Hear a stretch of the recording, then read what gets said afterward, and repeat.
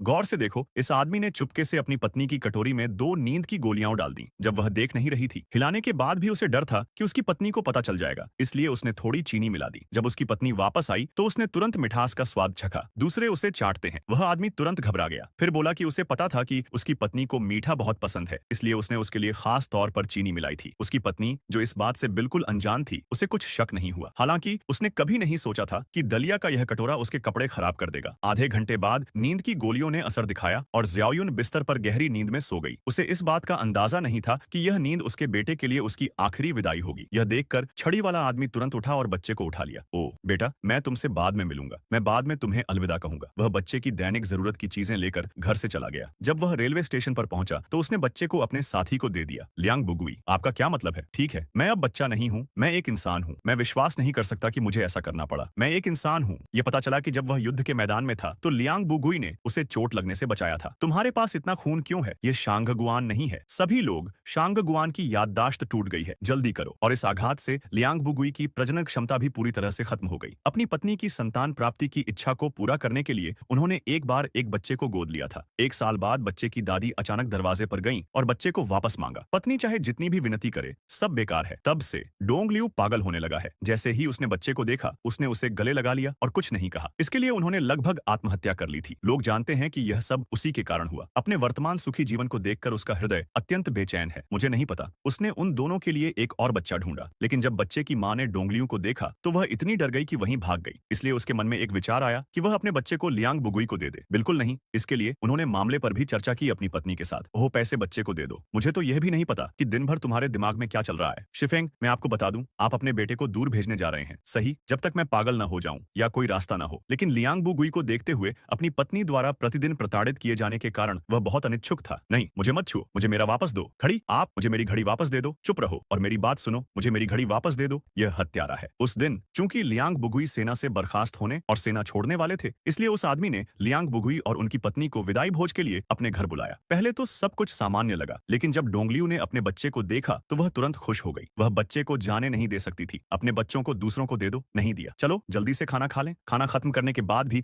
हमें बहुत दूर तक जाना है। यह मेरा बच्चा है, बच्चे को उन्हें वापस दे दो। मैं मूर्खता नहीं कर रही हूँ। मेरा बेटा भूखा है और मैं उसकी माँ के रूप में उसे खाना खिलाना चाहिए। जब मेरा बेटा भूखा होता है तो मैं योंग्यो, देखो बच्चे ने पेशाब कर दिया। देखो देखो देखो, मुझे दे दो। जाओ डायपर ले आओ। ठीक है, पहले पिताजी को ढूंढते हैं। सॉसेज भाभी, भाभी मैं आपसे विनती करता हूँ भाभी, यदि आप मुझे बच्चा दे देंगे तो मैं उसके साथ अपने बच्चे जैसा व्यवहार करूंगा, है ना? आप यह नहीं चाहते? ठीक है, यदि आप ऐसा नहीं चाहते तो मैं विनम्र नहीं रहूंगा। अरे बाप रे, मैं यह नहीं चाहता।